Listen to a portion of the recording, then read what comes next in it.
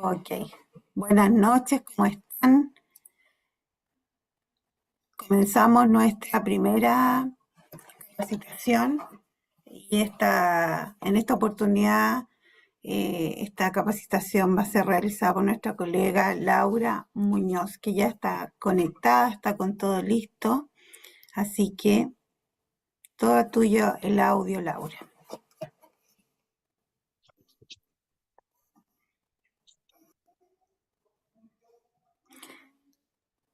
Ahí sí. Hola, buenas noches. ¿Me escucho bien? Súper bien. Perfecto. Sí, te escuchas súper. Ya. Sí, estaba preocupada porque la semana pasada los días estuvieron súper lindos y justo hoy, jueves en la tarde, se larga la lluvia con todo. Y lo bueno es que no ha habido corte de luz ni tampoco las señales han dado bien. Así que espero que ojalá nos acompañe durante todo lo que dure la presentación. Em, Bueno, estoy muy contenta de poder compartir estas instancias con todos ustedes. La verdad es que lo que voy a compartirles ahora es en parte lo que ha sido mi investigación autodidacta como para, eh, o lo que fue para mí comenzar a iniciarme en el tema aborto, en el sentido de obtener mayor conocimiento porque debo decir que creo que en general las matronas sabemos poco de aborto. O sea, porque gracias a Dios actualmente no se nos forma para realizar abortos.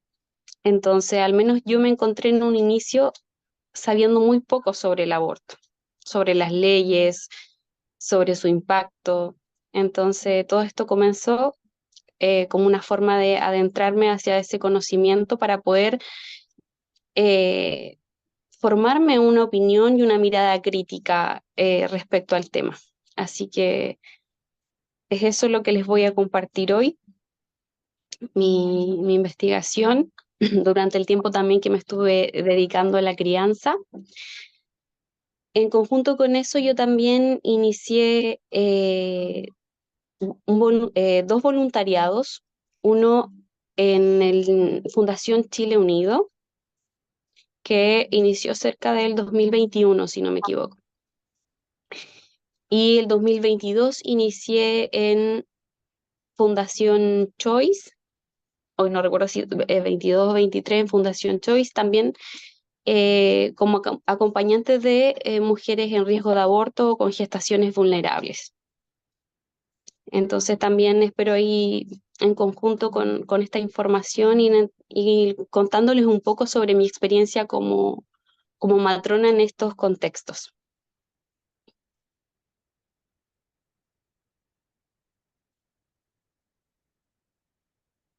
Voy a pasar a la siguiente diapositiva. Hoy no me...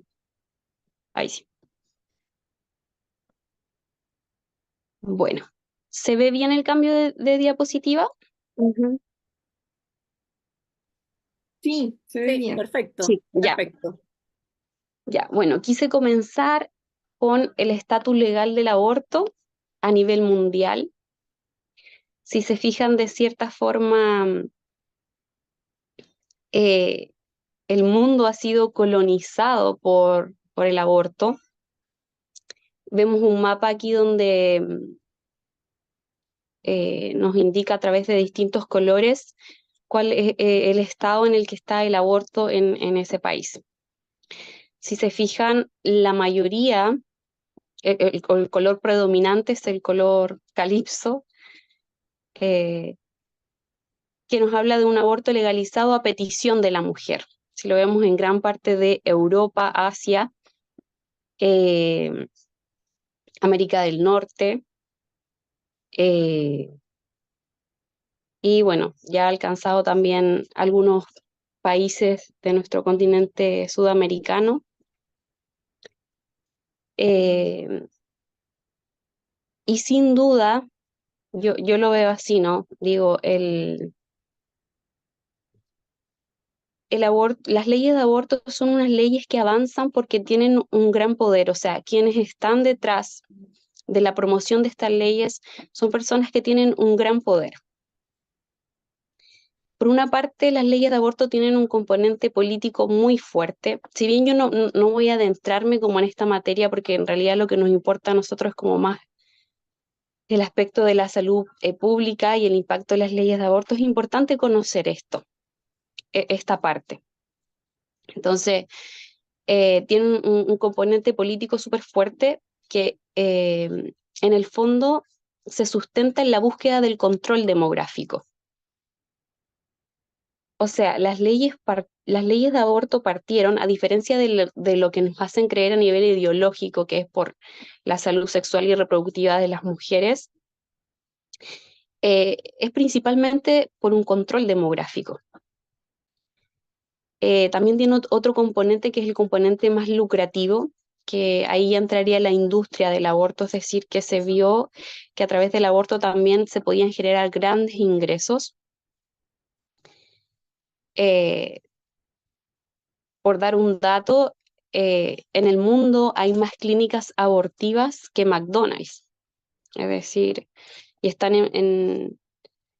presentes en más de 179 países.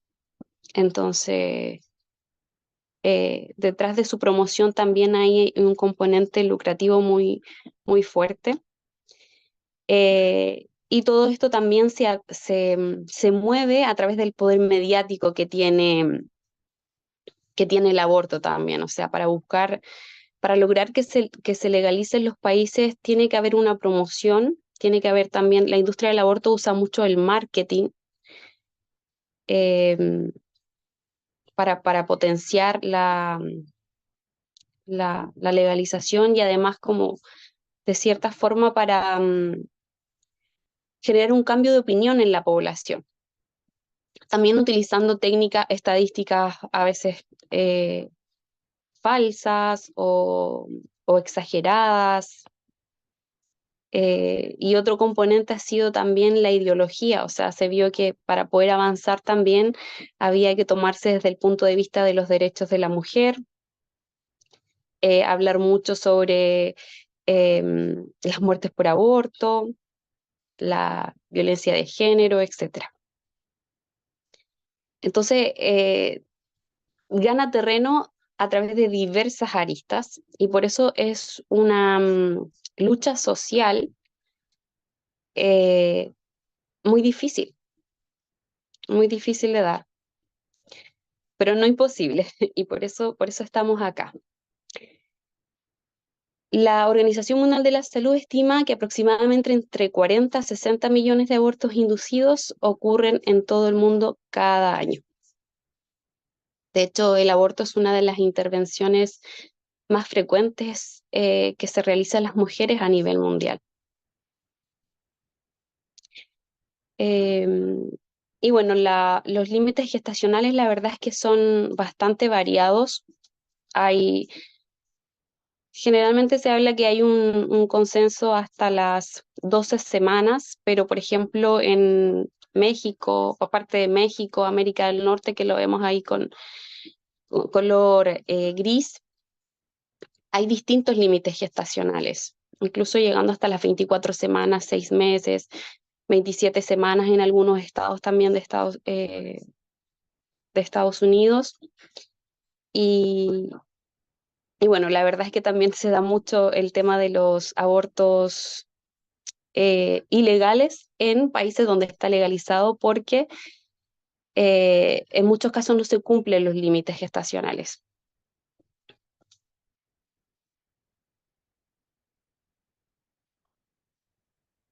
Bueno, fui separando un poco eh, los impactos que tienen las leyes de aborto o los efectos, las consecuencias, y una de las principales y que abre la puerta, digamos, a todas las otras subconsecuencias de la ley de aborto, es que lo primero que sucede cuando se legaliza el aborto es el aumento en la práctica de los abortos.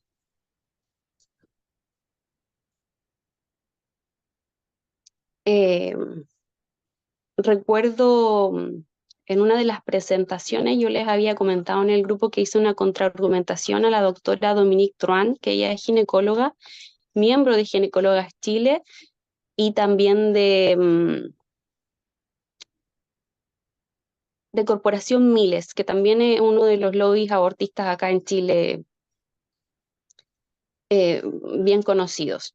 Y ella hablaba mucho de que el legalizar el aborto no aumentaba la práctica de abortos, pero ella en su presentación jamás demostró eso con evidencia científica.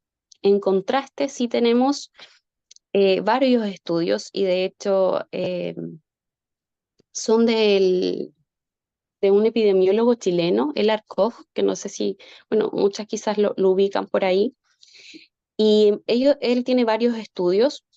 eh, Y bueno, este gráfico lo saqué de sus estudios y donde él muestra a través de cierto registro recopilado de estos países cómo efectivamente una vez que se legaliza el aborto, este aumenta en sus primeros 20 años de legalización.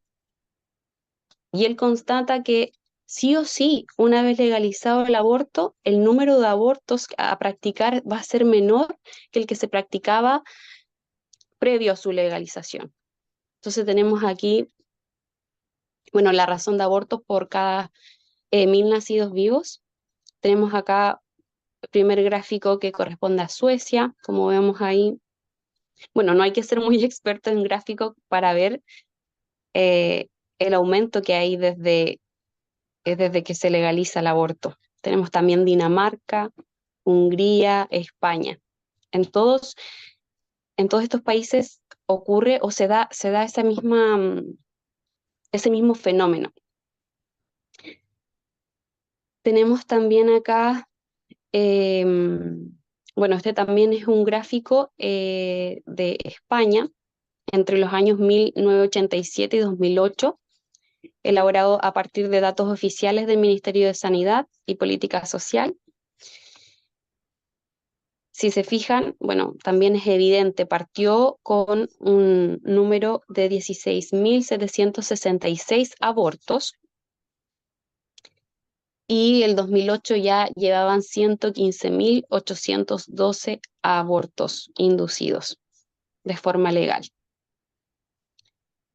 Y se podría considerar que esos, previo a su legalización, la cantidad de abortos clandestinos que se realizaban en España eran tan solo 16.766.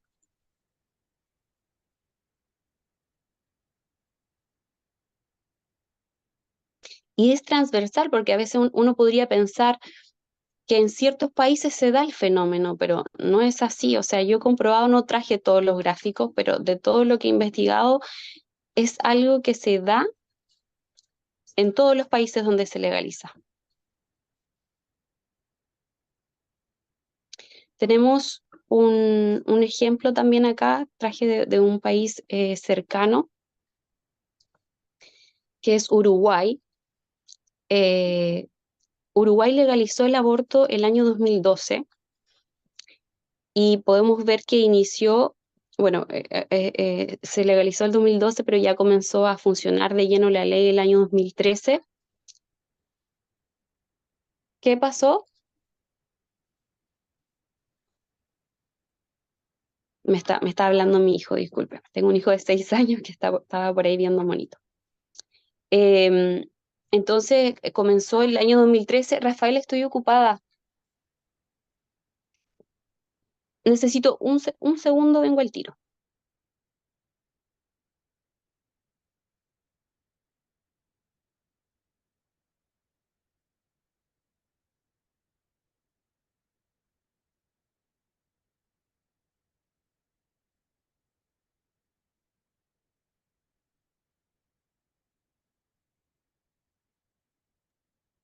Ahora sí, continuamos.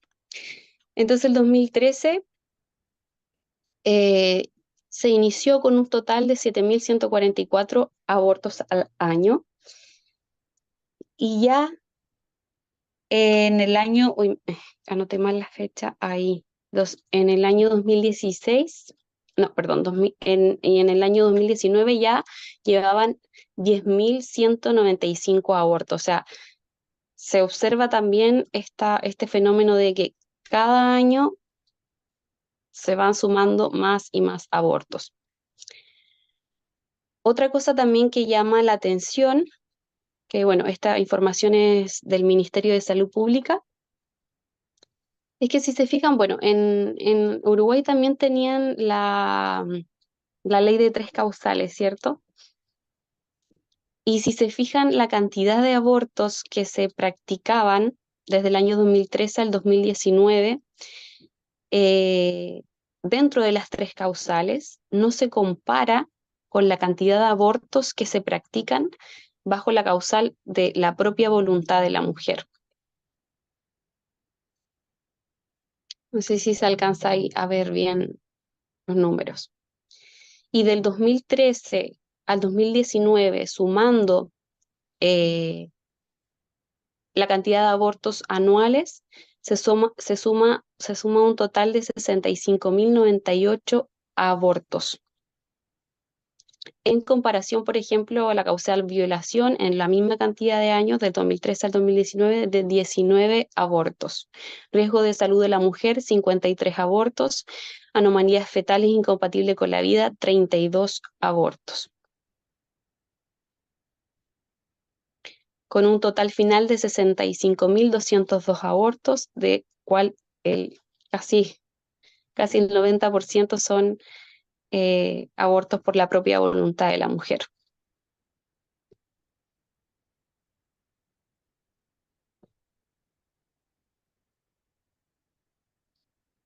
La mortalidad materna por aborto, hay muchos mitos eh, en torno al tema de mortalidad, mucha propaganda también sobre este tema.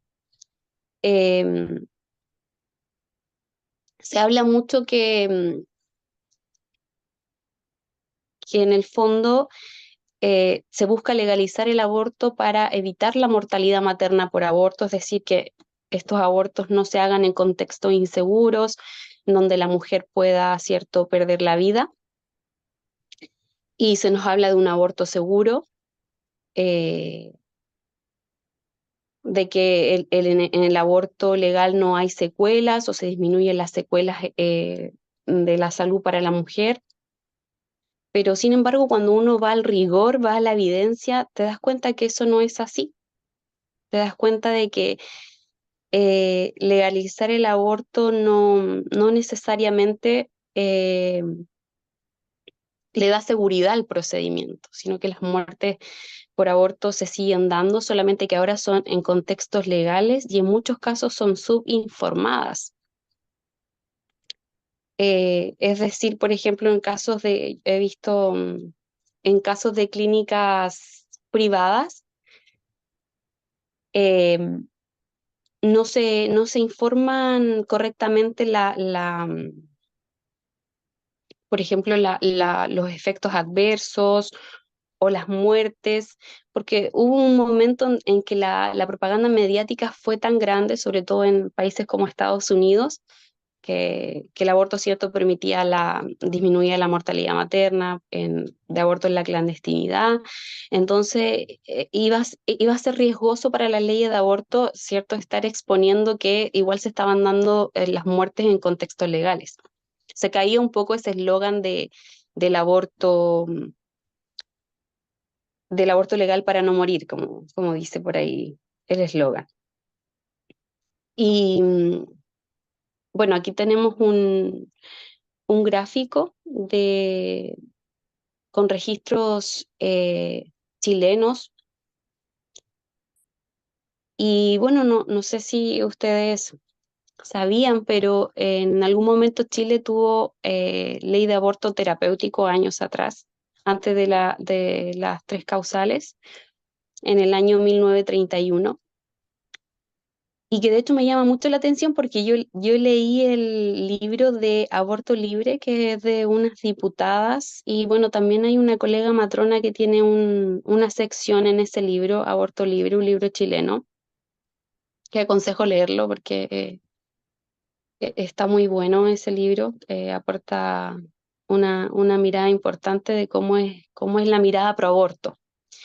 Entonces, en ese libro se jactan de que Chile tuvo una ley de aborto terapéutico y que después la dictadura, porque después en el año 89 el aborto se prohíbe completamente bajo el régimen de Pinochet y que la dictadura, ¿cierto?, le quitó ese derecho a la mujer y por ahí se toman como el lado ideológico y político, pero nunca hacen la mirada crítica de que en el fondo esa ley de aborto terapéutico fue tremendamente negativa para la salud, para la mortalidad materna. De hecho, aquí este estudio muestra que durante los 7 años que estuvo vigencia esa ley, es decir, de 1931 a 1937, hubo un pico histórico de 989,2 muertes por cada 100.000 nacidos vivos el año 1937. Fue la más alta en la historia de salud materna chilena del siglo XX. Entonces, pero ese dato, curiosamente, no se menciona en el libro.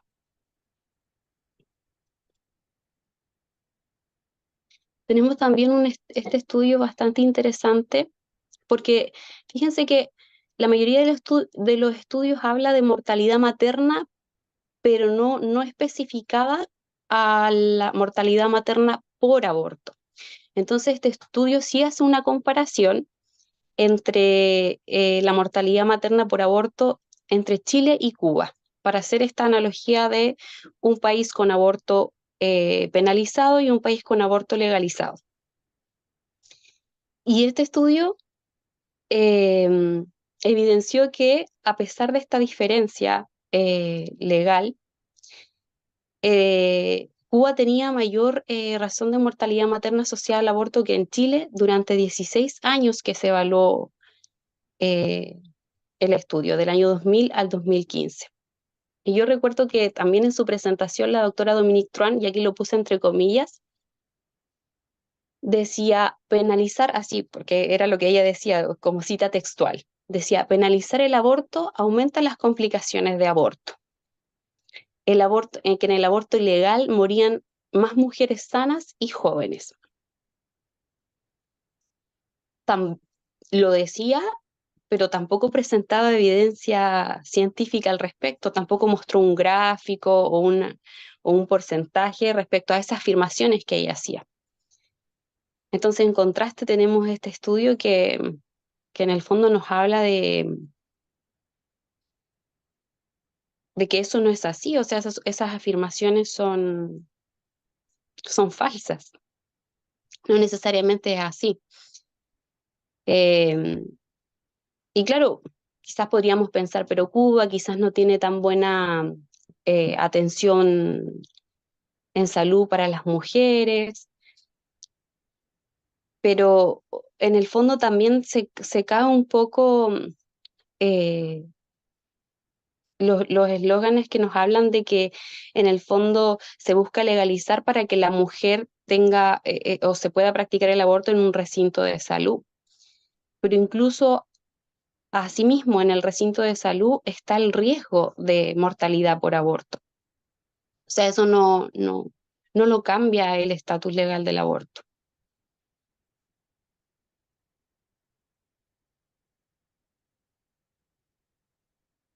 Tenemos también este estudio de mortalidad relacionada con el aborto en Estados Unidos desde el año 98 al 2010.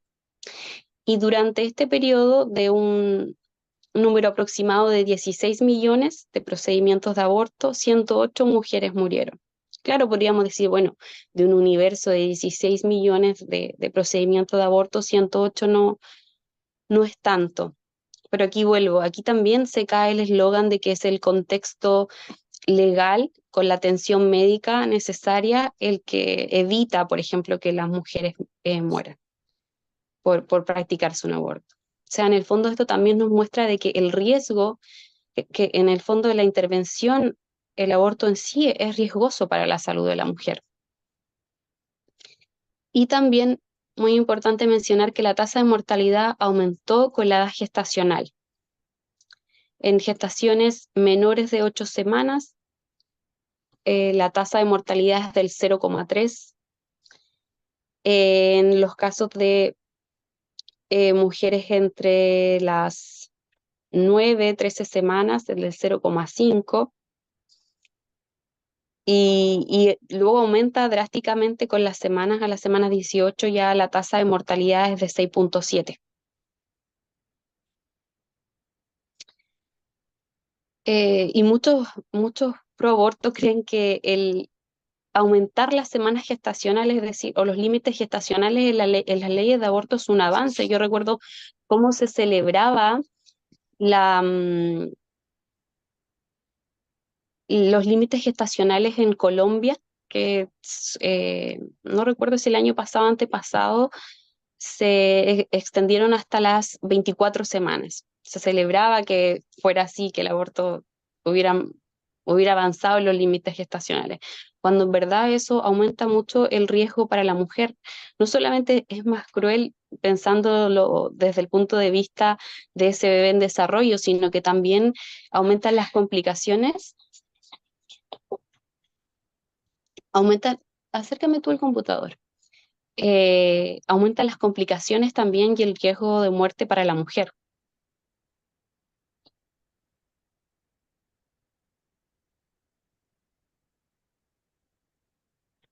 Tenemos aquí otro estudio europeo que evalúa eh, la tasa de mortalidad materna, Mejor tú vas, que voy a hacer pipí.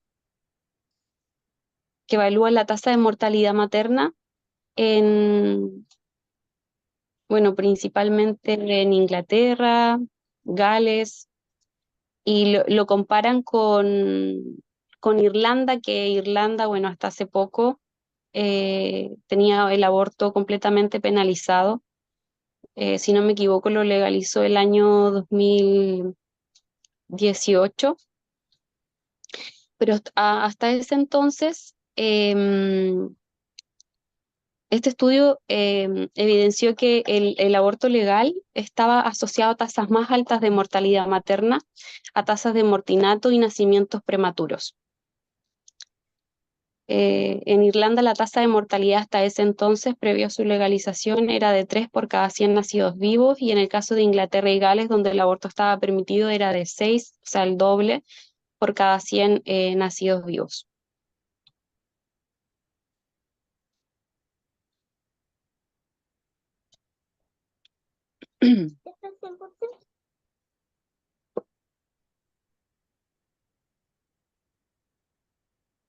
Hasta el momento se va viendo bien, me voy escuchando bien. Acá la lluvia sigue y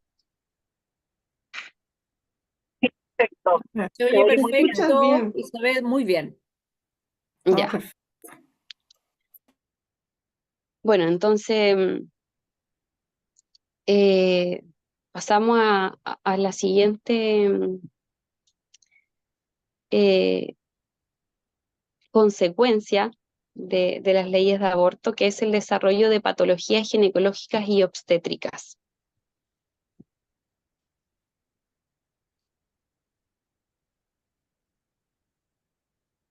Tenemos un estudio que se hizo en Estados Unidos, que, bueno, como todos sabemos, es un país que se legalizó en los años 70, se legalizó el aborto en los años 70, y este estudio hace una evaluación de los 40 años de legalización del aborto en los Estados Unidos, cuál había sido el impacto en la salud pública,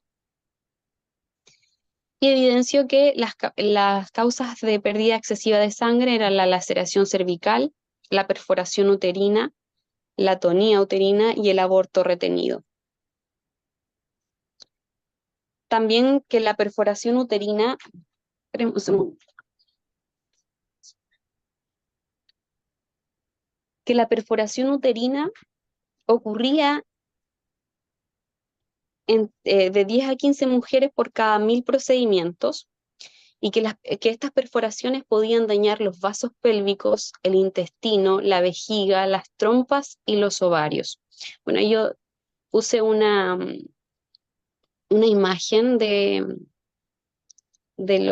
instrumental quirúrgico para hacer abortos, Eh, y como vemos, igual son herramientas bastante rígidas, bastante cruentas, por así decirlo, eh, que contribuyen en el fondo a que puedan ocurrir este tipo de complicaciones o de consecuencias al practicar un aborto. Y también evidenció que posterior a la legalización se ha experimentado una tasa cada vez mayor de parto prematuro y un mayor uso del tratamiento de la infertilidad.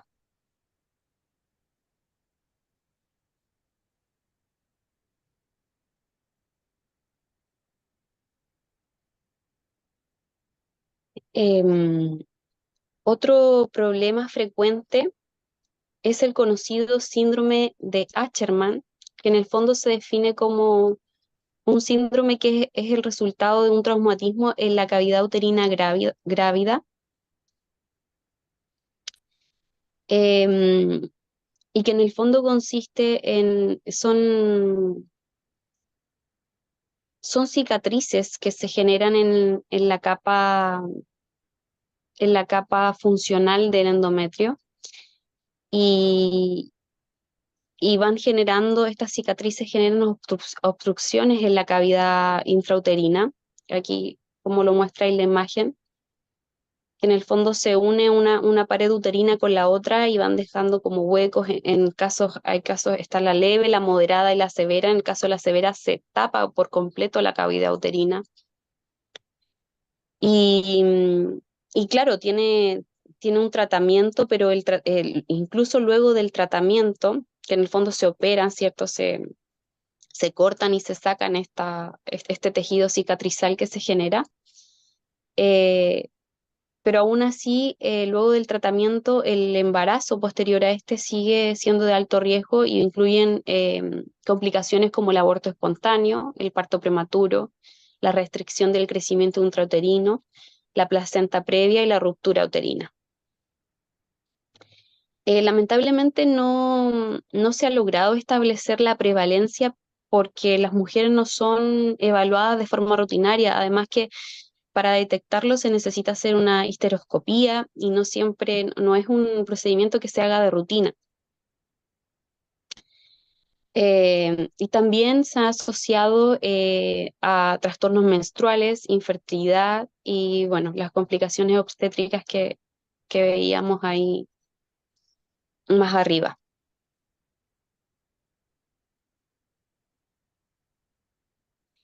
Em, se ha detectado que la etiología más común es la interrupción del embarazo por legrado, con un 68%, al menos en este estudio de mujeres tailandesas. Porque es este raspado interno que se le hace al útero el que daña la capa funcional y el que después produce este tejido cicatrizal.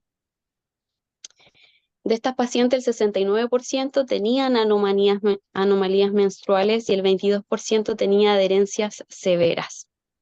Como vemos acá en la imagen que está completamente, salvo por ese pequeño orificio, sellada la cavidad uterina. Son imágenes de histeroscopía. Y para su prevención es fundamental evitar cualquier traumatismo en el útero, pero principalmente durante el estado de gestación, porque ahí es donde también está más receptiva y más funcional eh, la capa funcional del endometrio. Entonces, es también donde está más sensible o más propensa a daños en sus tejidos.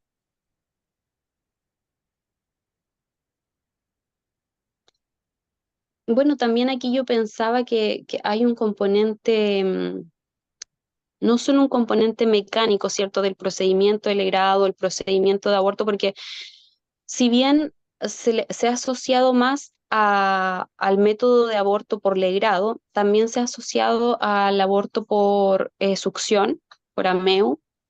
También se pueden llegar a generar adherencias intrauterinas, porque también la succión, bueno, mm, partamos por hacer como la reflexión de sentido común de que no es normal ingresar una aspiradora dentro del útero de la mujer, y que además esta aspiradora desgarre las paredes endometriales de forma abrupta. Entonces, sí o sí se va a generar un daño mecánico y puede generar este tejido cicatrizal.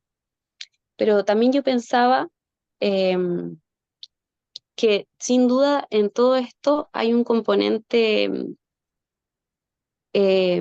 emocional. Bueno, de hecho, todo esto está apuntado, ¿cierto?, como a lo más concreto, a la evidencia más concreta, ¿cierto?, que podemos evidenciar en el cuerpo físico. Pero sin duda también tiene un componente emocional, es decir, el útero se cierra de cierta forma porque, bueno, yo he hecho algunas como investigaciones a través de la biodescodificación que evalúa como esta parte más espiritual del ser humano. Y, y curiosamente el endometrio está asociado a, bueno, a partir, se forma el endometrio a partir del endodermo en la capa embrionaria y está asociado a la pérdida reproductiva, al conflicto biológico de la pérdida reproductiva o de no poder sostener el fruto de la fecundación. Entonces también tendría un componente eh, más espiritual y emocional, porque de cierta forma el útero con las adherencias nos dice aquí no hay espacio para la formación de la vida. O sea, ocupo todo este espacio, las adherencias ocupan todo el espacio para que no se pueda gestar la vida ahí. Entonces también hay un conflicto que, bueno, todo esto está ligado, no me centré en eso, espero quizás algún día centrarme como en estudios más de esa línea, del componente epigenético, el componente más de la biodescodificación, que no sé si han escuchado sobre ese tema, pero también es muy interesante, lo aborda también la medicina germánica, eh, y que sin duda en tema aborto, que es un tema tan sensible, influye bastante. O sea, al menos en lo que he podido ir investigando, las asociaciones permiten llegar a ese tipo de conclusiones. Efectos de los abortos inducidos sobre los partos prematuros tempranos y los resultados perinatales. Bueno, en este estudio se incluyeron 17.916 mujeres, de ellas 2.272, correspondiente al 13%, habían tenido un aborto inducido previo y 862, el 5%, habían tenido 2 o más abortos inducidos previos. De las mujeres que reportaron un aborto inducido previo, tenían más probabilidades de tener partos prematuros a las 32, 28 y 26 semanas. Y la laceración cervical estaba presente en más del 22% de las mujeres que se sometieron a un aborto. Una de las principales etiologías que se defienden respecto a este tema, porque bueno, aquí yo cité un estudio, pero hay múltiples estudios que llegan a la misma conclusión o encuentran una relación significativa entre los abortos inducidos y los partos prematuros. Lo veíamos también ahí en el impacto de la salud pública en Estados Unidos, también llegó a la conclusión del aumento de los partos prematuros. Y es que se generan bueno, durante mucho tiempo, o los primeros años de la legalización del aborto, se usaban más los métodos quirúrgicos. Y como veíamos ahí en las imágenes, se usaban muchos dilatadores de acero y se dilataba de forma mecánica y forzada el cervix. Entonces, este procedimiento generaba muchos desgarros en la musculatura del cervix. Y esa es como la explicación eh, más concreta a por qué se puede generar el parto prematuro. En el fondo se daña el cervix, que todos sabemos que tiene gran importancia para sostener y mantenerse cerrado durante la gestación y evitar las pérdidas reproductivas. Entonces, el aborto genera ese microdesgarro en la musculatura del cervix y propicia, por lo tanto, los partos prematuros.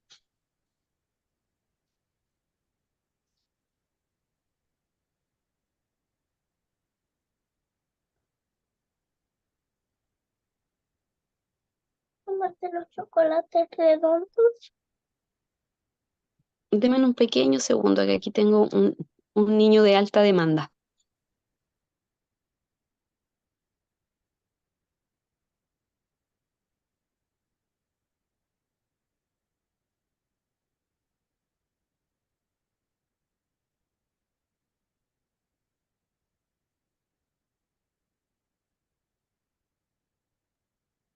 Perdón, gajes de la maternidad.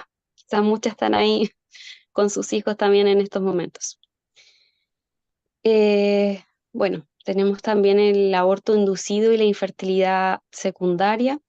En este estudio se evidenció que el riesgo relativo de infertilidad secundaria en mujeres con al menos un aborto y sin abortos espontáneos fue de 3 a 4 veces mayor que entre las mujeres sin abortos inducidos o espontáneos. Em, Creo que hay un audio ahí abierto. No traje todos los estudios que hablan también sobre este tema de la infertilidad secundaria.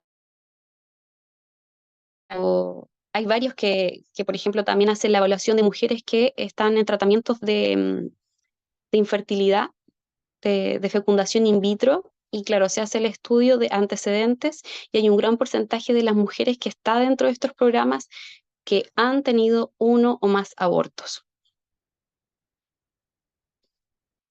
Resultados a corto y largo plazo de la interrupción del embarazo por diferentes métodos.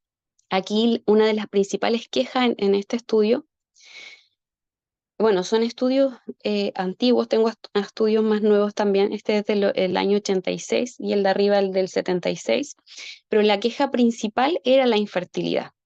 Y en este estudio se identificaron 3 grupos de trastornos: disfunción hipotálamo-hipoficiaria expresada en anovulación, difusión hipotálamo-hipoficiaria manifestada por fase lútea insuficiente y anexitis en 18 mujeres. Bueno, ahí no nombré, pero en la primera 33 mujeres, la segunda 80 mujeres y la anexitis en 18 mujeres. Creo que aquí influye más también el componente que les hablaba yo eh, más emocional también, no tanto en la anxiety, pero sí en la disfunción ya como a un nivel más hormonal, a nivel cerebral.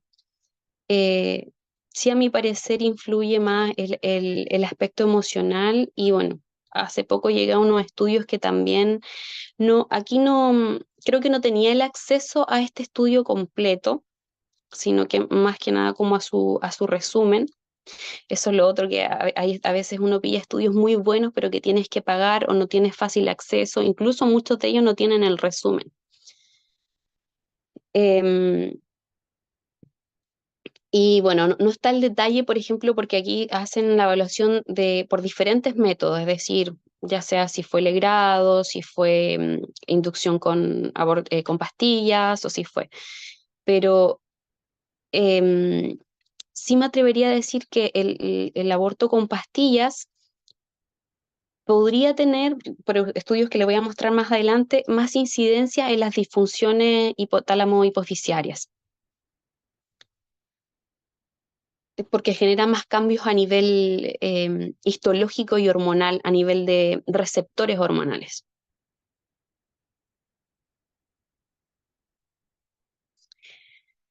Tenemos también el síndrome de shock tóxico fatal asociado a Clostridium pseudodelis después del aborto con medicamentos, que si bien su incidencia no es alta, su resultado es fatal. De hecho, tenemos uno de los casos más recientes que yo recuerdo fue el del año 2021, que fue un caso polémico en Argentina, de la primera muerte por aborto legal, que fue una chica llamada María del Valle con 23 años, que fue guiada a hacerse el aborto en su casa por una médica y, y ella cumplía, al menos su caso, recuerden que estos casos no lo van a exponer como si fuera una muerte por aborto clandestino, o sea, una muerte por aborto legal no tiene mucha cabida en los medios masivos de comunicación. Cumplía según lo que yo revisé de su caso, cumplía con los síntomas del síndrome de shock tóxico. Se han descrito en la literatura estas muertes después del uso de la inducción del aborto con mifepristona y misoprostol. Y bueno, esta reacción tóxica está asociada principalmente a el Clostridium sordelli, que si bien es poco frecuente en el ser humano, coloniza la vagina entre el 4 a 18% de las mujeres. Y tiene efectos parecidos a los efectos secundarios del misoprostol, o sea, sus síntomas iniciales, que puede ser, por ejemplo, las náuseas, el vómito, los escalofríos, la hemorragia. Y de cierta forma, al tener como efectos parecidos al misoprostol, costaba un poco hacer su diagnóstico distintivo. Es decir, probablemente se pensaba que era parte de los efectos que estaba haciendo la pastilla.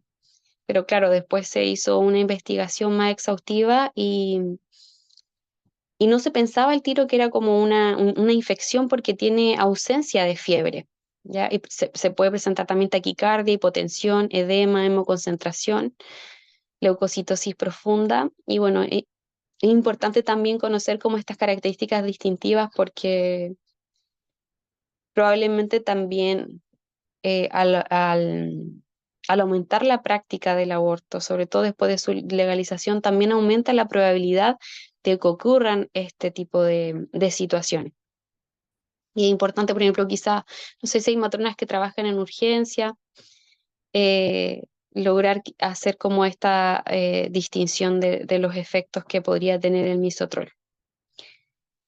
Y, y todos terminan generalmente en una semana. Se empieza con los síntomas y el desenlace fatal, en los casos que se han visto en la literatura, coincide que en una semana la paciente fallece. Y la verdad es que también es bastante poco conocido que se puede dar este síndrome. Em, Análisis de efectos adversos graves relacionados con el uso de mifepristona como abortivo. Bueno, sabemos que en Chile uno de los principales métodos de aborto son las pastillas. Si bien no todos los esquemas utilizan la mifepristona, sí está presente en los esquemas de aborto con pastillas. Em, y bueno, los efectos adversos más frecuentes que se han informado en la literatura son la hemorragia. En este estudio en particular, de hemorragia en 237 casos, la infección en 66 casos. Las hemorragias incluyeron una fatal, 42 potencialmente mortales, 168 casos fueron graves y 68 requirieron transfusiones. Las infecciones incluyeron 7 casos de shock séptico, 3 fatales y 4 potencialmente mortales. Bueno, a todo esto, como veíamos, el síndrome de shock tóxico se ha dado en casos en donde el esquema, la mifepristona está presente. Em, y en el fondo lo que desencadena el síndrome de shock tóxico o el shock séptico es que la Clostridium sordelli es una bacteria anaeróbica. Entonces las contracciones que genera, por ejemplo, el misoprostol, la deja en ciertos ratos en hipoxia y ella al experimentar la hipoxia debido a la contracción uterina es que ella libera al torrente sanguíneo su toxina como mecanismo de defensa, y es esa toxina la que invade el cuerpo de la mujer y genera el shock séptico. Bueno, y 43 casos que requirieron antibióticos parenterales. Este estudio también hace un análisis de muertes y efectos adversos desde el 2000 hasta febrero del 2019, esto en Estados Unidos, si no me equivoco. Em, y de 6.158 páginas de efectos adversos, de informe de efectos adversos, de estos 20 fueron muertes, 529 fueron mortales, 1.957 fueron graves, 151 fueron moderados y 3 fueron leves. Las muertes incluyeron 9 sepsis, 4 toxicidad o sobredosis del medicamento, ruptura de embarazo ectópico, una hemorragia, bueno, 3 posibles homicidios, no especificaba bien, un suicidio y uno era desconocido.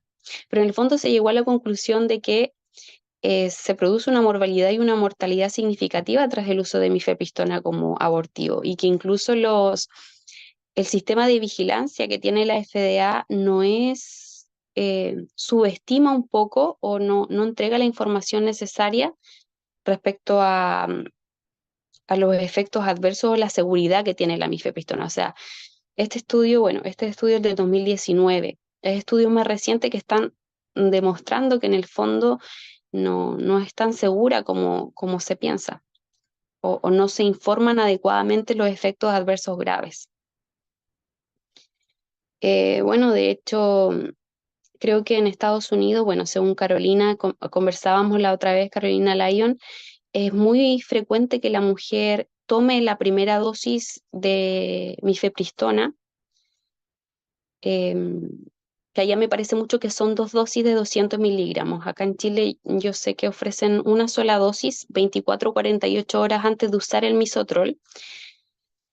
Y hay muchas mujeres que se arrepienten una vez que toman la mifepristona. Y allá se usa lo que se llama la reversión del aborto químico. Que bueno, a mí acá en Chile me han tocado 2 casos en la fundación de mujeres que tomaron la mifepristona y se arrepintieron. En uno de los casos, ella tenía 18 semanas, iba para los 5 meses de embarazo. Hablando con Carolina, le aconsejé iniciar con dosis de progesterona, que es lo que se utiliza para revertir la mifepristona. Hay estudios también al respecto, no lo traje ahora, pero lo menciono, en donde se hace la reversión con gran dosis de progesterona, porque así la progesterona eh, compite con la mifepristona en los receptores de progesterona, porque en el fondo lo que hace la mifepristona es ocupar los receptores de progesterona y puede incluso inducir eh, el desprendimiento de la placenta, y también dilata el cuello uterino, ¿cierto?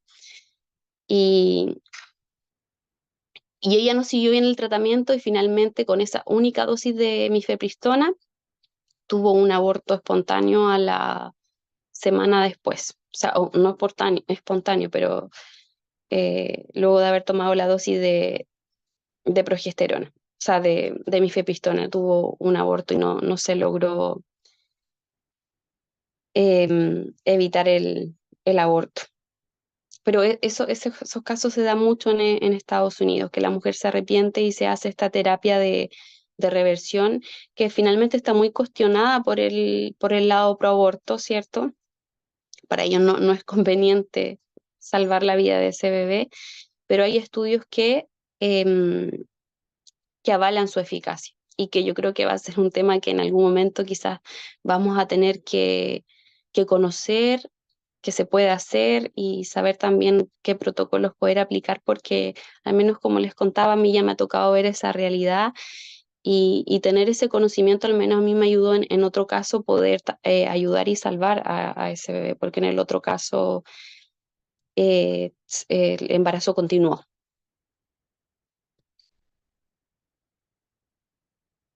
Y en el fondo también se revierte un poco la toxicidad de la mifepristona, que ahora vamos a ir viendo eso en el cuerpo de la mujer.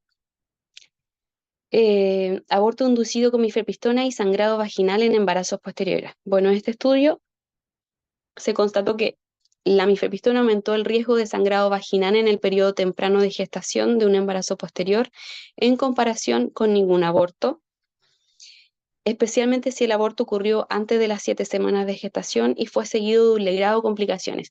Y claro, yo aquí decía, pero, ¿por qué será? O sea, ¿por qué este estudio hace como esta asociación, ¿cierto? Del aborto inducido con mifepristona y el sangrado vaginal en embarazos posteriores, pero no explicaba un poco el mecanismo de acción o la etiología que podría provocar que se genere un aborto espontáneo en la siguiente gestación luego de haberse inducido un aborto con mifepristona. Pero buscando llegué un poco a eso, así que ahí les voy a ir mostrando. Bueno, aquí tenemos el reporte de un caso de placenta creta posterior a un aborto previo inducido por mifepristona, reporte de un caso, y en este estudio, si bien es solo el reporte de un caso, este estudio también recopiló otra información, otros estudios respecto a este tema y, y encontró que su incidencia, o sea, la incidencia de la placenta creta después de un aborto inducido con mifepristona fue del 0,5%, que es 12 veces mayor que el 0,04 estimado en mujeres embarazadas en la población general. Y también se han publicado otros hallazgos que asocian el aborto con mifepristona con retención de placenta, desprendimiento de placenta y placenta previa.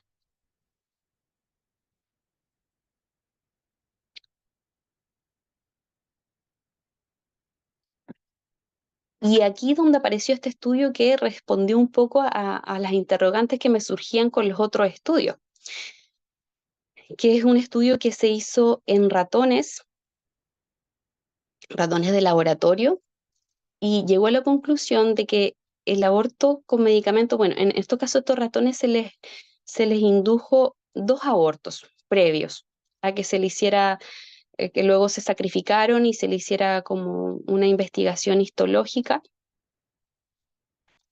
a su útero y a los tejidos internos, y se demostró que genera una reducción de la capacidad reproductiva y que afectó la disfunción placentaria con una expresión reducida del factor tisular y de genes que codifican proteínas involucradas en funciones metabólicas relevantes para el embarazo. Y a través de estos estudios y otros estudios que fueron apareciendo adosados a este, claro, la mifepristona tiene la capacidad para generar todos los efectos que genera en el útero. Hace 2 cosas, o sea, que yo quiero destacar acá. Una, genera cambios conformacionales en los receptores de progesterona. Para poder ocupar su lugar, cambia de cierta forma la configuración del receptor. Y lo que no he logrado averiguar es si ese cambio conformacional que genera en el receptor de progesterona es momentáneo durante el tiempo que están sus metabolitos en el cuerpo de la mujer, porque a todo esto, la mifepristona, sus metabolitos pueden durar hasta 20 días en el cuerpo de la mujer, porque de hecho la mayor excreción de los metabolitos es a través de las fecas. Cierto porcentaje por la orina, pero en mayor porcentaje es por las fecas. Entonces, por eso también entiendo que es más lento la eliminación de sus metabolitos. Entonces, si se fijan, igual está varios días luego de su acción principal, porque su acción principal son durante las primeras 24 48 horas, ¿cierto? Donde alcanza su máximo potencial. Pero quedan igual dando vuelta los metabolitos. Entonces, no está claro, o al menos yo no he llegado a estudios donde nos digan si es el cambio conformacional que genera en los receptores de progesterona es momentáneo o se mantiene en el tiempo. o hay algunos que quedan, quizás algunos sí se regeneran o vuelven a su conformación original, y bien hay otros que no. Entonces, como que eso también queda así como dentro de las incógnitas a investigar, porque si el cambio conformacional perdura en el tiempo, también respondería un poco a los hallazgos en que daña eh, o sea, interviene o dificulta embarazos posteriores, sobre todo en lo que es la placentación, la formación de la placenta. Y lo otro que hace, genera cambios histológicos en la decidua basal del endometrio. Y que ahí es donde se asocia, es donde se hace esta asociación con, con la placenta creta, porque genera degradación de la matriz celular de la decidua basal, que se conoce como la capa de Nitabuch, y no se sabe hasta qué punto esta capa se regenera luego de la acción de la progesterona o esta muerte celular y cambios histológicos que hace en esa zona. Entonces también se comprueba una vez más en este estudio que eh, genera una disfunción placentaria en un embarazo posterior por esta expresión reducida del factor tisular. También se observó una expresión reducida de moléculas de adhesión de células endoteliales plaquetarias y del factor de crecimiento endotelial vascular. Aquí no lo puse, pero también afectó la motilidad de los espermios en la descendencia en la descendencia de machos de las hembras que fueron sometidas a estos abortos con mifepristona. O sea, también hay un componente epigenético que impacta en las futuras generaciones.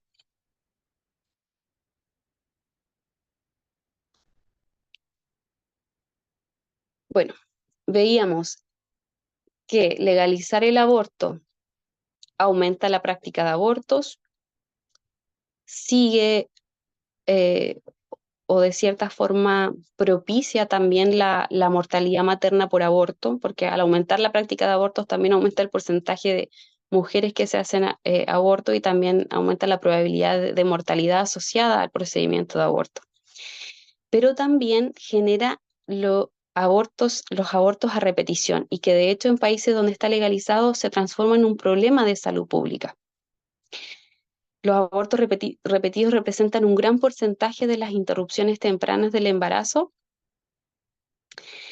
Entre el 30 y el 38% de norte de Europa son abortos repetidos y casi el 50% de los casos en Estados Unidos también son o corresponden a abortos repetidos. En China se realizan un promedio anual de 8 a 13 millones de abortos inducidos, en los que los abortos repetidos representan hasta el 50%. Y claro, cuando yo llegué a estos estudios decía como que los mitos que se repiten a nivel social o más propagandísticos del aborto es, o se dice, pero no porque se legalice el aborto, todas las mujeres van a ir a abortar. O, o no porque se legalice el aborto va a pasar a ser un método anticonceptivo más. Pero en realidad los hechos demuestran que es así, que, que lamentablemente termina siendo un anticonceptivo más. Y que no solamente a su práctica, sino que la repetición de su práctica. Aquí tenemos un estudio de Canadá que evalúa las características de mujeres que se someten a abortos inducidos repetidos. De 1.127 mujeres, 769 se sometieron a un primer aborto inducido, 260 a un segundo aborto y 98 a un tercer aborto posterior. Las mujeres que se presentaron para un tercer aborto o subsecuente tenían 2,5 veces más probabilidades de reportar un historial de abuso físico por parte de una pareja masculina o un historial de abuso o violencia sexual. Y bueno, yo revisé varios de estos estudios y se repite mucho el tema del abuso físico por parte de la pareja o historial de violencia también por parte de la pareja.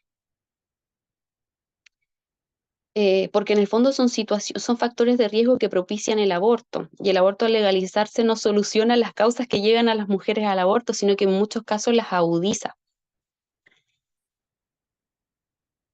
También otra cosa que se ve afectada a nivel social es el autocuidado sexual, el comportamiento sexual, como vemos en este estudio en China, en donde se evalúan las características de un grupo de 11.076 mujeres jóvenes y solteras entre 15 a 24 años. La mayoría no usó preservativo durante la primera experiencia sexual, actividad sexual con múltiples parejas, ser forzada a tener relaciones sexuales, sexo casual, sexo comercial, falta de uso de condón durante el encuentro sexual más reciente. Al menos lo que yo he visto es que afecta eso, ¿no? Esa falta de autocuidado en el sentido de que el Estado me da la pastilla mágica gratuita, eh, que me evita todo lo que conlleva experimentar un aborto, o sea, experimentar un embarazo no planificado, ¿cierto? Y todo lo que implica convertirse en madre. Y de cierta forma me pone esa solución fácil. También de cierta forma se banaliza un poco lo que implica tener una vida dentro de sí, lo que implica em, eh, estar embarazada, ¿cierto? Como no se le toma el peso como te brindan o se muestra el aborto así de esa forma tan banal, tan liviana que es me tomo la pastilla y me deshago del problema. Entonces se agudiza esos comportamientos sexuales de riesgo, porque el mayor temor de una mujer frente a una conducta sexual de riesgo es la consecuencia que dura para toda la vida, que es quedar embarazada, ¿cierto? De ese encuentro. Entonces, de cierta forma, legalizar el aborto eh, agudiza el ya no resguardarse o tener como esa conciencia de tomarle el peso a lo que implica estar embarazada o embarazarse, ¿cierto? Durante una relación sexual de riesgo. Bueno, también hay estudios que lo han asociado un poco al aumento de infecciones de transmisión sexual. No lo traje ahora, pero también se ve eso, aumentan las conductas de riesgo en cuanto a infecciones de transmisión sexual. Abortos inducidos múltiples en una experiencia danesa. Bueno, en Dinamarca el aborto es legal del año 1973. En este estudio se realizaron entrevistas a 50 pacientes que abortaron por primera vez y 100 solicitantes de aborto repetido, 50 segundos y 50 terceros abortos.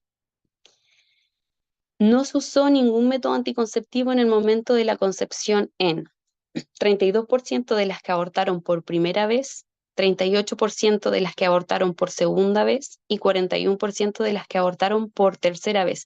Y aquí me llamó la atención porque, claro, uno podría pensar que el mayor porcentaje estaría en las que abortaron por primera vez, pero el mayor porcentaje está en las que abortaron por tercera vez. Entonces aquí se repite también esto de cómo se banaliza un poco y cómo ya no hay miedo a embarazarse porque está la solución de abortar, está ese método anticonceptivo, que es el más extremo, ¿no? A nuestro parecer, pero eh, se ha vendido también la propaganda, el eslogan es aborto es salud, aborto legal, seguro y gratuito.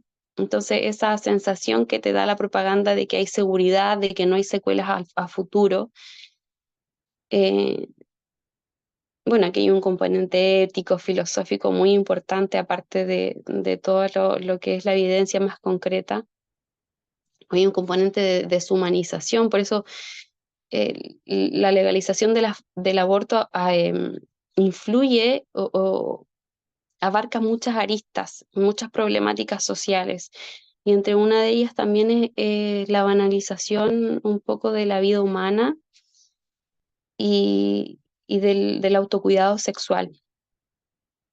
De hecho, les había comentado también por el grupo que me sorprende que la mayoría de las mujeres que llegan a la asesoría para buscando pastillas abortivas no toman anticonceptivos, no se están cuidando con nada. Siempre les hago esa pregunta. ¿Estabas tomando algún anticonceptivo? Y la verdad es que un gran porcentaje me dice que no. Entonces, si en un país donde el aborto está penalizado, al menos el aborto libre, no hay una conciencia, un autocuidado necesario frente a un aborto no planificado, o sea, un embarazo no planificado, imagínense cómo se agudiza esa problemática cuando tú sabes que puedes ir a comprar las pastillas de forma legal o puedes ir a pagar a un, a una clínica privada. Porque bueno, de hecho en muchos casos las clínicas privadas no necesariamente cuando el aborto es con pastillas tienes que vivir el procedimiento en la clínica. A muchas mujeres se les da la pastilla y viven el aborto en sus casas. Y lo más curioso es otra de las cosas paradójicas que a mí me dan como, no sé cómo explicar la sensación que me da, porque nos dicen, no son pro vida, son pro clandestinidad. Pero yo también he visto en mi investigación que la clandestinidad de cierta forma, eh, o el contexto clandestino que sería hacerlo en la casa, ¿cierto? Sin supervisión médica, se da también en contexto legal e incluso se agudiza porque la facilidad de encontrar las pastillas, muchas mujeres en vez de ir a una clínica o de estar frente a un personal médico, lo prefiere hacer sola en sus casas. Entonces no es que legalizar el aborto acabe con la clandestinidad, sino que en el fondo eh, la agudiza o la reafirma en muchos casos.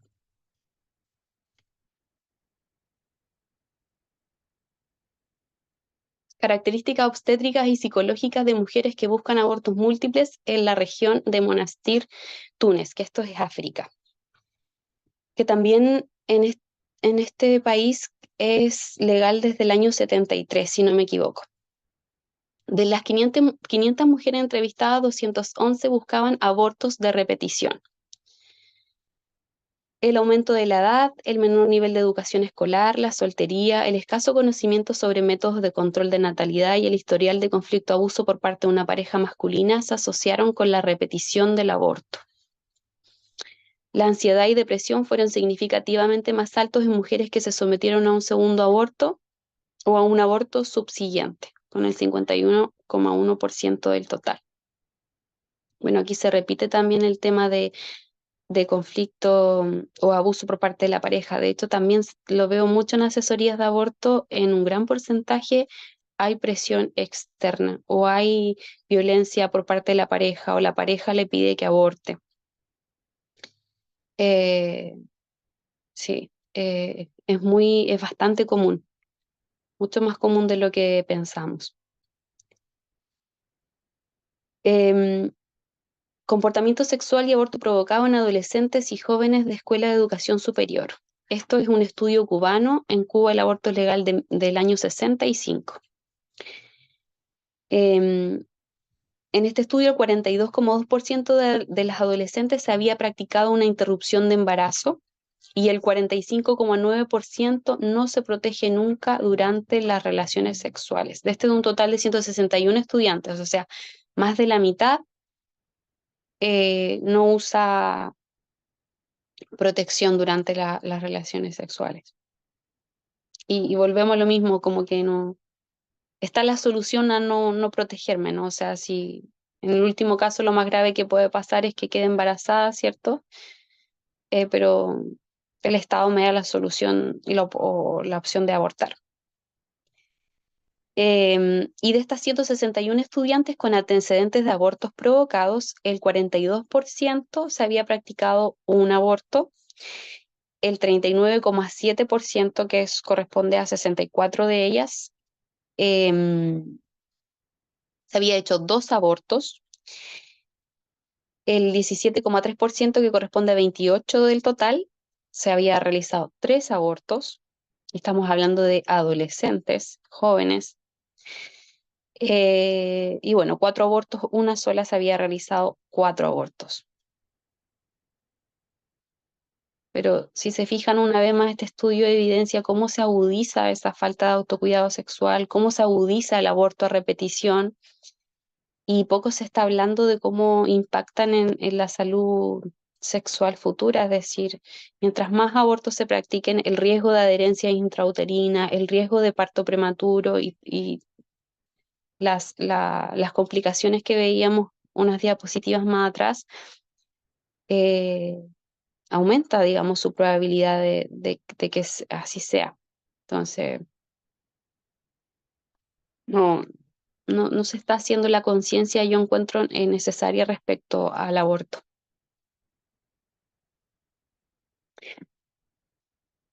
Y por último tenemos la coerción al aborto, que como yo les comentaba es algo que veo mucho también acá en Chile, y que es una problemática social que se agudiza con leyes de aborto. Tenemos un estudio chileno del año 2013, que esto se hizo en base a los registros de la Fundación Chile Unido.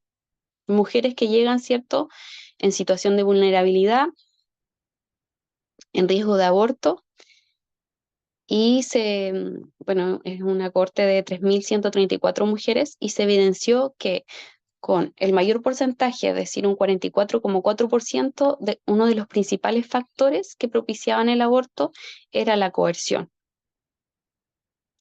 Después tenemos con el 22,8% las expectativas de vida, que sin duda, bueno, eso es un tema y también lo veo mucho, sobre todo en chicas de 19, porque el rango de mujeres que he atendido es de 14 hasta 40 años. Entonces he visto de 14, 17, 19, que en el fondo es, su razón es, estoy estudiando, dependo de mis papás, me van a echar de la casa, o tengo planes de estudio, de hacer esto, entonces las expectativas de vida siguen ahí con un gran porcentaje, y de hecho yo siento que eso igual se asocia mucho a la falta de apoyo que hay a la maternidad. De hecho, siempre me preguntaba, ¿no hay espacio para la madre estudiante? Es decir, desde, no sé, quizás ahora se han implementado más lactarios, por ejemplo, en la universidad, o sala cunas de la misma universidad, o sea, como que no se considera ese espacio para la mujer que es madre y al mismo tiempo estudiante. Yo recuerdo que 2 de mis compañeras en casi último año de la carrera quedaron embarazadas y claro, pensaba en eso, en lo difícil que es enfrentar un embarazo estando en la universidad con la falta de apoyo que hay. Siempre he creído que si se propiciaran como esos espacios, en donde hubiera un espacio para la maternidad en las universidades, también yo creo que disminuiría un poco eh, la incidencia del aborto en este contexto de expectativas de vida, o sea, facilitar un poco la vida para la madre. Y ni hablar en el aspecto laboral también, muchas mujeres piensan en el aborto por miedo a perder el trabajo o porque saben que embarazadas no las van a contratar. De hecho, me pasó a mí buscando trabajo cuando estaba embarazada de mi primer hijo. Dije que me iban a dar el reemplazo, pero dije que estaba embarazada, tenía cerca de 18 semanas. Y claro, después me dijeron, cometí el error de decir que estaba embarazada porque claro, después no me dieron ese reemplazo y eso que era solo un reemplazo por un par de semanas. Entonces, en el fondo para el empleador, una mujer embarazada eh, no es una buena contratación. Entonces también hay discriminación en el aspecto laboral.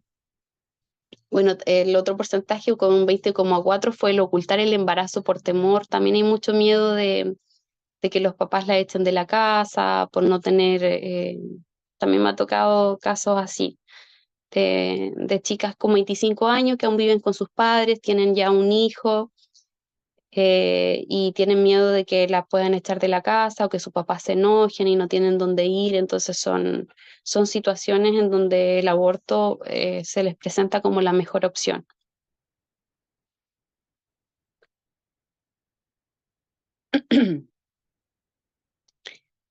Y bueno, el aborto forzado es una de las caras desatendidas de la coerción reproductiva.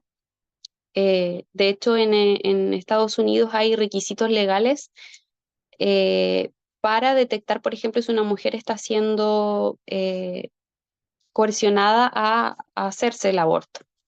Pero hay una fuerte resistencia por parte de los defensores del aborto, porque plantean de que esas leyes son un obstáculo para acceder al aborto. Pero en el fondo porque ellos lo único que buscan es que la mujer aborte, ya sea por un tema económico o por un tema ideológico. Basado en una encuesta de Estados Unidos, en mujeres que habían presentado sobre la experiencia de mujeres con coerción reproductiva, se cree que hasta el 60% de las mujeres que han tenido un aborto experimentaron presión. El 6% de las mujeres en una encuesta de Comres del Reino Unido que habían experimentado coerción mencionaron que les dieron píldoras sin su conocimiento o consentimiento. De hecho, han salido varios casos en las noticias de parejas que le han dado misoprostol disuelto en agua a las mujeres para provocarles aborto.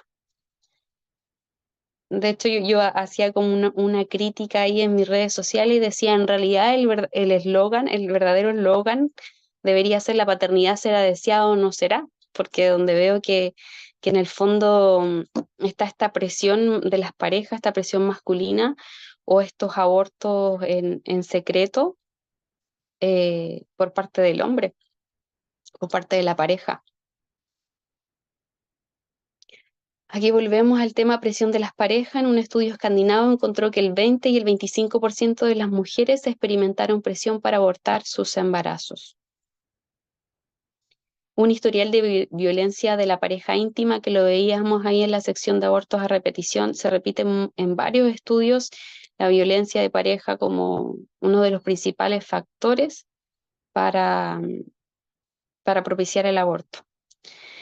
Las mujeres que reportaron abortos múltiples tenían más probabilidades de tener un historial de violencia de la pareja íntima en comparación con aquellas que solo han tenido uno. De hecho, los mismos abusadores sexuales presionan una y otra vez al aborto para seguir abusando a las mujeres. Se da mucho también en contexto de proxenetas. De hecho, la legalización del aborto para los proxenetas es, pero la panacea, porque llevan a la chica a la clínica abortiva, pagan, le practican el aborto y pueden seguir prostituyéndola. Entonces también, bueno, ahí también un tema como más extremo aparte, pero también se da esa realidad. Coerción de los médicos. La profesión médica ha sido culpable de aplicar presión considerable a las mujeres a las mujeres para que aborten un embarazo cuando las pruebas han revelado una anomalía o riesgo de una. He conocido contextos también acá en Chile. De hecho, hay un movimiento que se llama Reivindica, que es como un movimiento social de mujeres pro vida, y ellas han recopilado algunos testimonios de mujeres que han sido presionadas a abortar, en donde se le dice, pero ¿cómo vas a seguir con este embarazo? Piénsalo bien, todas las dificultades, o sea, hay como una coerción silenciosa a que las mujeres se practiquen el aborto, porque de cierta forma como que la ley del aborto se hace para hacer abortos, entonces, eh, por ahí la otra vez escuchaba una denuncia que hacía Siempre por la Vida, en donde en estos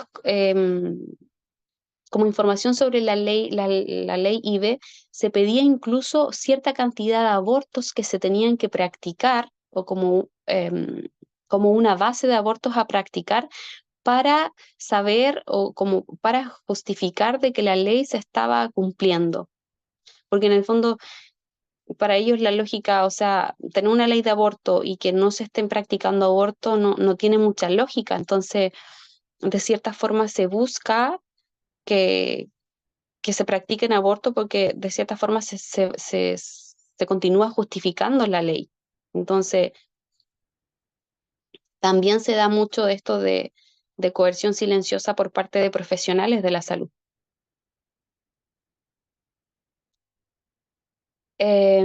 También hay países como China, India, que son sociedades donde el aborto forzado es mucho más común debido al control de la población.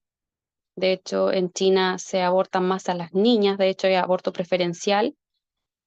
Eh, También porque las niñas obviamente son futuras eh, mujeres que también darán a luz a nuevos hijos. Em, y se ve mucho la presión para abortar. De hecho, yo aquí digo, en el fondo se habla mucho del aborto como derecho de la mujer, pero es un arma de doble filo. Y termina siendo un arma de doble filo que perjudica a la mujer. O sea, el que se permita el aborto, el que se le quite la protección a ese hijo que va en el vientre, perjudica enormemente a la mujer porque después se le puede obligar a abortar, como pasa en estos países. Entonces ya, eh, sí, es complejo también eso. Y proveedores de servicio de aborto como Mary Stop International o Planet Parenthood han sido acusadas de presionar a las mujeres para que consientan en abortar después de llegar a una clínica. Bueno, de hecho, por ahí en el grupo compartían una película de Abby Johnson, que fue una activista pro aborto que trabajó en una clínica pro aborto, y ella habla, yo vi su película y también algunos de sus testimonios, y ella habla cómo a las mujeres que trabajan ahí la preparan, así como yo hago asesorías para que la mujer no aborte, la asesoría es para que aborte finalmente. Entonces, se ejerce también, es como finalmente las mujeres que están ahí son de las asesoras para las clientas de la clínica. O sea, una vez que llegas ahí, que esa mujer decida no abortar, es una cliente menos para la clínica y entonces también pone en riesgo tu trabajo. De hecho, en esa película también se muestra cómo a ella la preparaban en estas conferencias de aborto para que ojalá el siguiente año creciera la cantidad de clientas que se iban a practicar aborto a las clínicas abortivas. Entonces, se da mucho también eso de la coerción o manipulación para que la mujer aborte. Y por último, eh, ya finalizando, les traje estos documentales y películas que recomiendo ver también porque muestran un poco de la realidad. Una película que a mí me impactó mucho y que me llevó también a comenzar a hablar en redes sociales, a investigar más, fue la película Gosnell, que en el fondo trata de un médico abortista en Filadelfia, donde el aborto es legal. Bueno, ahora ya está más complicado el tema del aborto en Estados Unidos, pero era legal hasta las 24 semanas. Y este médico hacía abortos a embarazos de 28 semanas, de 32 semanas, de 30 semanas. Incluso si los niños nacían vivos, él aplicaba una técnica donde le cortaba en la base con tijeras en la base del cráneo la médula espinal y los mataba luego de nacer vivos. Y además la clínica era, pero la atención era deplorable, tenía eh, personas o personal médico sin licencia, utilizaba también medicamentos sin licencia, tenía un montón de denuncias desde el año 2004 hasta el año 2011, que fue recién cuando su caso salió a la luz, que curiosamente se dio a conocer en Estados Unidos y todo, pero esa información nunca llega acá, ¿cierto? No es algo que se expone a nivel mundial porque el impacto que tiene esta película, o sea, cómo te aterriza en el fondo hasta dónde te lleva las leyes de aborto, al grado de deshumanización que te lleva, porque estamos hablando de un doctor abortista, eh, cala muy profundo en la conciencia. Entonces no conviene masificarla, pero yo sí aconsejo que la vean, porque en el fondo aquí con esa película se caen varios, o con este caso en general, no con la película, porque finalmente es basado en un caso real, se caen varios eslóganes, porque el primero es el que se plantea de que las mujeres no aborten en contextos clandestinos, en situaciones deplorables, y esta clínica era una clínica legal en el centro de Filadelfia, pero que las condiciones eran pero terribles, o sea, peor que una clínica en un clandestino, o sea, obligaban a mujeres a abortar, eh, sí, no, es un caso bastante complejo. Y el otro documental es Blood Money, que también habla un poco de las estrategias que usó la industria del aborto para establecer el aborto en Estados Unidos, muestra cómo estratégicamente ponían clínicas de aborto cerca de secundarias, universidades, cómo en su momento entregaron anticonceptivos, porque se encargaban de de ir a dar charlas, ¿cierto? Entregar anticonceptivos defectuosos para que las mujeres quedaran embarazadas y pidieran el aborto. Como también se ocultaban casos de muertes de aborto en las clínicas. Habla, de hecho, la directora de una clínica de aborto, da su testimonio. También se habla cómo eh, el tema de la coerción al aborto, cómo se agudiza el que la familia, el entorno social te presiona al aborto debido a que cambia este estatus legal. Sí, se genera toda esa coerción al aborto. Así que esa ha sido mi presentación, me pasé un poquito, discúlpenme, pero era todo lo que tenía para entregarles hoy.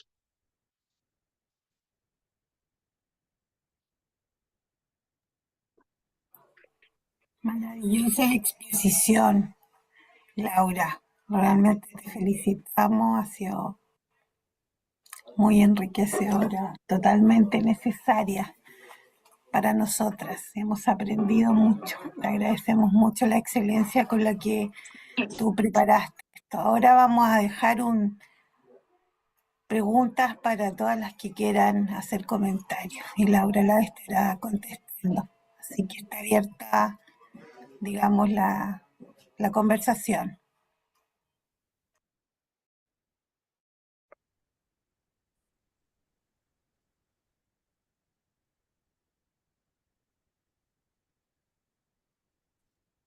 ¿Aló, se oye ahí? ¿Sí? Sí, Ya, ¿me no, Laura, escucho yo te bien? quería felicitar por por la cantidad de información que has recopilado, eh, lo, lo serio del fundamento científico y cómo uno se da cuenta que muchas veces hacen afirmaciones, por supuesto, en sentido contrario, así al voleo, sin ese respaldo que tú has presentado, fundamentando la inconveniencia que es para la mujer, fundamentalmente, hablando ya de los temas que era la reunión de hoy día, ¿cierto? El impacto en la salud sexual y reproductiva, en que no da lo mismo, no la protege, y por supuesto, aparte de lo valórico que uno pueda tener como fundamento, también es una argumentación de mucho peso, y eso, y te quiero felicitar por eso, y sobre todo porque me impresiona tu juventud y tu ánimo para defender estas cosas que a lo mejor de repente son más de las personas que a lo mejor han tenido más tiempo para evolucionar y procesar y madurar. Y de verdad que es emocionante oír a una persona joven como tú defender con tanto fundamento y tanto espíritu la vida humana en el fondo. Así que felicitaciones. Eso nomás te quiero decir. Gracias, muchas gracias. Patricia está levantando la mano. Patricia, te escuchamos. Sí. Bueno, felicitar a Laura en realidad, tal como decía la colega Beatriz, ver a alguien tan joven, uno piensa que eso queda para uno. Yo hace 40 años que soy matrona, ya, pero hace harto tiempo dedicada a lo que es la educación superior, así que por lo tanto mi aporte va a ser desde la academia, ya. Impresionada con todo lo que dijiste. Yo busqué, no hay muchos estudios en Chile acerca del aborto. La verdad es que nos quedamos muy, muy atrás de países como Cuba. Cuba, la verdad es que ellos son tan mateos que ellos todo lo estudian y todo lo cuentan, así que no tan, lo que tú contaste es verdad, ya de los abortos, el aborto legal, los adolescentes. Yo estuve en Cuba, así que pude ver esa realidad. Me llamó la atención que la principal causa de por qué las mujeres en el mundo hoy día, donde el aborto es legal, se hacen un aborto es por su propia voluntad, ¿ya? Uno a lo mejor si lo piensa, uno dice, sí, es así, pero cuando hay estudios, cuando tú nos muestras gráficos, tablas, etcétera, la verdad es que uno queda casi escandalizada. hoy día en un mundo en que la falta del autocuidado, que yo me tocó verlo en la educación superior, en universidades, institutos, digamos, existe en los jóvenes.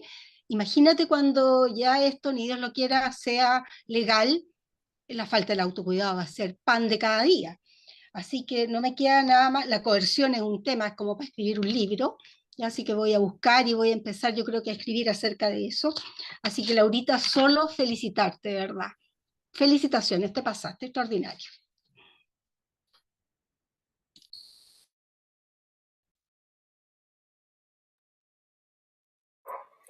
Parece que se nos quedó pegada Laura.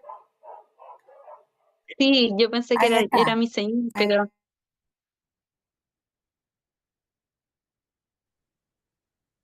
Oye, yo Laura, quiero hacer una pregunta, pero allá. no sé cómo pongo la manito. No me sale en el teléfono. Pero dale nomás, María José. Pero a la Laura, que está pegada. Sí, escucho. ¿Laura? No, yo estoy Ahí voy yo. escuchando. Ya. Oye, sí, también quiero felicitarte y yo sé que estás embarazada, ¿tú no? Pues otra Sí, Laura. Ajá, no soy yo. ya. Ya. Y debe estar a punto de lueguito ya, por lo que me Sí, contaste. en octubre. Y sí, felicitaciones porque buena tu presentación, muy enriquecedora.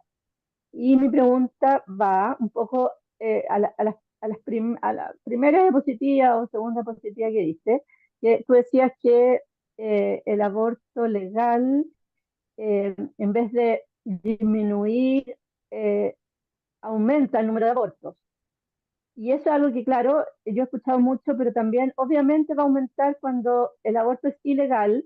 No hay tasas, porque eh, no se pesquisan o no hay una incidencia eh, nombrada, digamos, y obviamente si el aborto empieza a ser legal, empiezan a haber números. Entonces, ¿cómo podemos evidenciar eso? Que claramente va a subir el aborto si es legal. ¿Me entiende la pregunta o no? Sí, em, estoy buscando las diapositivas. Porque si obviamente el aborto es ilegal, no vamos a tener números de abortos ilegales o no. Sí, mira, según los estudios del epidemiólogo Elarco, él toma como que se puede considerar que la cifra de abortos clandestinos, por ejemplo, en este caso de España, es la que inicia en el año cero, que serían 16.766 en este caso. Y también en los otros casos que toman en el estudio este estudio de sobreestimación del aborto inducido en Colombia y otros países latinoamericanos, porque en este estudio, bueno, no cité todos los gráficos, pero él habla de cómo institutos como Guttmacher, que es pro aborto, hace estimaciones de los abortos clandestinos que se realizan en Latinoamérica. Y él en el fondo refuta esta información y dice que hay una sobreestimación de los abortos clandestinos que se hace. O sea, ellos exageran las cifras de aborto clandestino para justificar que se legalice el aborto. Pero en el fondo él a través de sus estudios ha constatado que sí o sí el aborto, el número de abortos clandestinos va a ser menor luego de la legalización. Perdón, que me caí yo ahora. A ver, ¿Me escuchas, sí, María José? Sí, te sí, decía de ahí sí. que él considera, por ejemplo, que el año cero desde que se legaliza el aborto se puede considerar como la cifra de abortos clandestinos, desde el año uno cuando se legaliza esa evaluación de abortos. Y te comentaba también que él hace como una refutación a quienes sobreestiman la cantidad de abortos clandestinos que se realizan en Latinoamérica. Es decir, que llega a la conclusión de que ellos inflan esas cifras para justificar la legalización del aborto. Y él confirma a través de sus estudios epidemiológicos que el aborto, la cantidad de abortos que se practica siempre va a ser mayor cuando el aborto se legaliza, durante sus primeros 20 años de legalización. Siempre va a ser mayor a la de los ¿Cuál sería clandestinos. ¿Cuál sería la razón?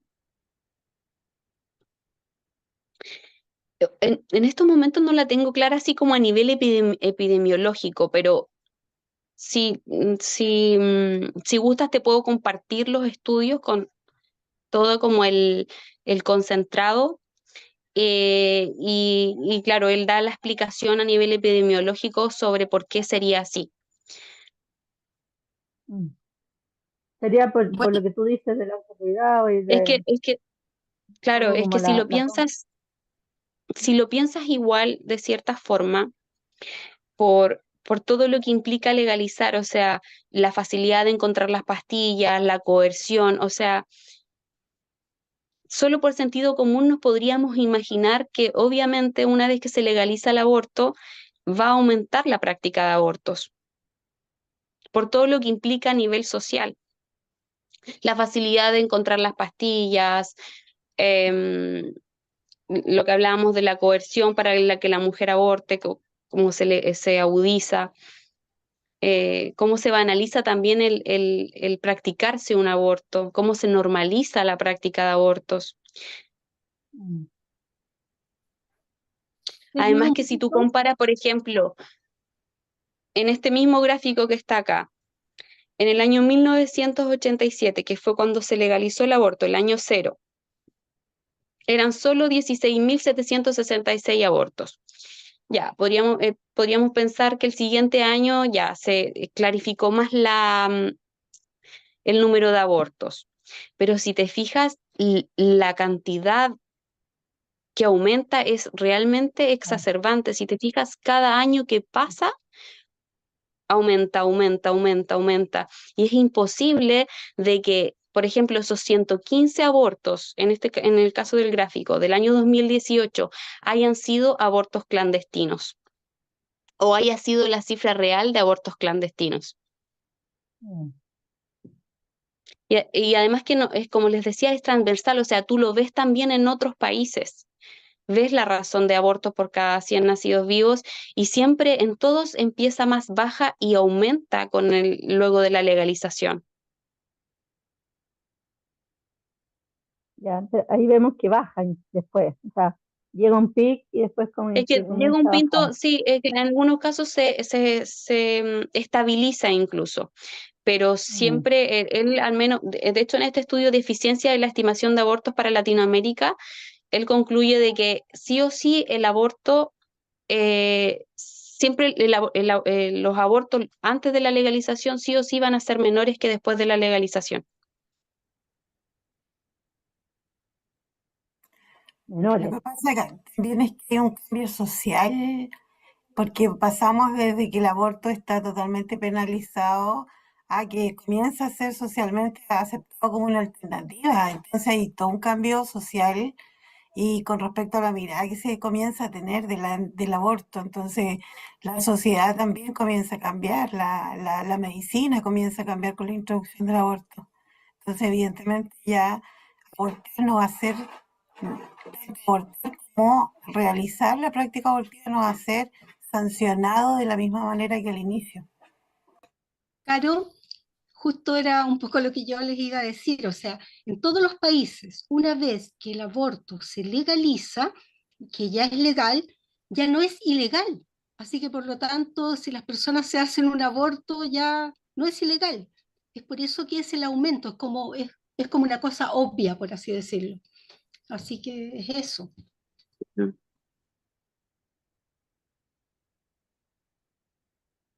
Sí, sí.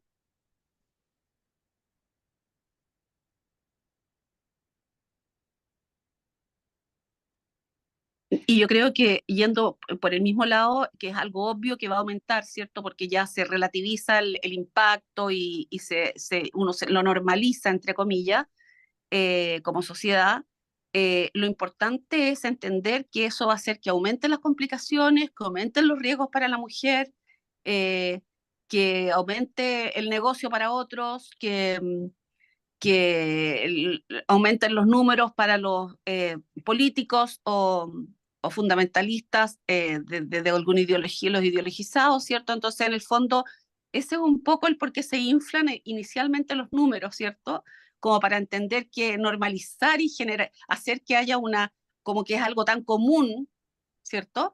Que se fundamenta, por ejemplo, que hay tantas muertes maternas derivadas de abortos clandestinos, etcétera, o que incluso se argumentaba que habían mujeres detenidas por las prácticas de aborto, cosa que no era efectivo, que uno conoce, que está metida en el tema, sabe cómo es, y además cómo se distorsionan ciertos términos como por ejemplo el acompañamiento. A mí me impresiona mucho porque la ley habla de que se destina cierto presupuesto para el acompañamiento de aquellas mujeres, pero ¿qué se entiende por ese acompañamiento? Y yo le he preguntado a colegas, ¿qué entiendes por el acompañamiento? Cuando me ha tocado enfrentar en una situación de docencia, cierto, supervisión de alumnas en una institución donde sí, digamos, se practicaba obviamente la ley de las tres causales, eh, y yo les decía, bueno, pero ¿y dónde está el acompañamiento aquí de esta señora?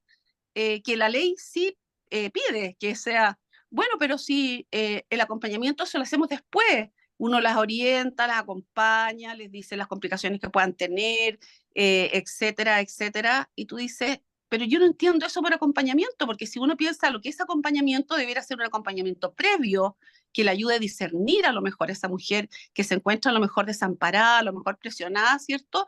Ese es el verdadero acompañamiento. Y por supuesto, sin juicio, absolutamente de acuerdo, y también a lo mejor el posterior en aquellas que sí determinan acogerse a esa ley, pero cómo se terminan distorsionando y relativizando los términos que uno en general en obstetricia ocupa como algo como de apego positivo, etcétera, y resulta que la ley es, digamos, interpretada de una forma distinta, yo creo, a lo que debiera ser el espíritu. Eso nomás era mi intervención y quiero agradecer de nuevo y me tengo que retirar. Así que muchas gracias, Laura. Gracias igual. Sí, de hecho lo que mencionabas en el libro Aborto Libre, no, las autoras, eh, ya anda, pero no,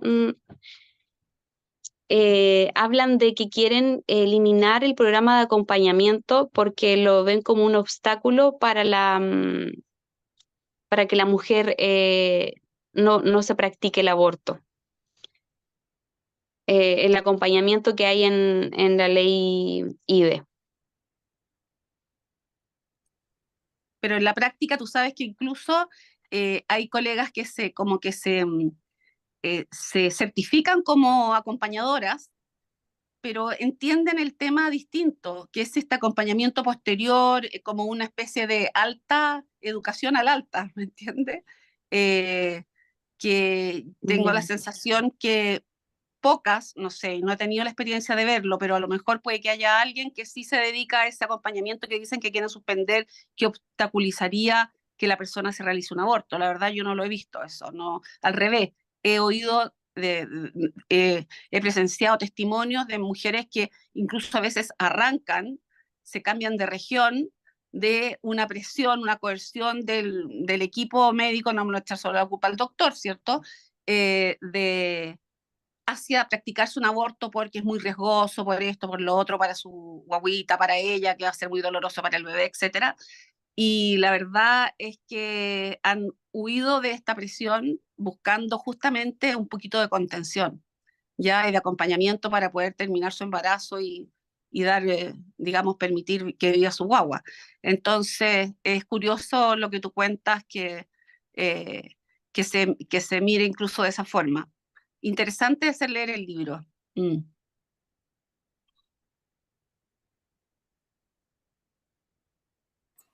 Me pareció, Laura, súper interesante la mirada, la forma de interpretar todas estas adherencias y todos los cambios que hay a nivel de endometrio después de un aborto, desde el punto de vista de la epigenética y hacer esa relación.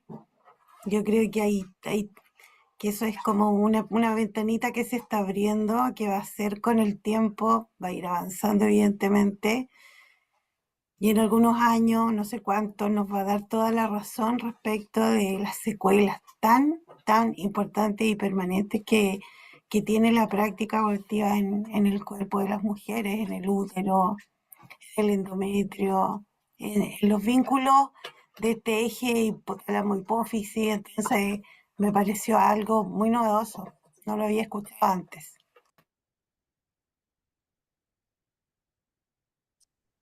Sí, También, sí, no, hay mucho por investigar ahí.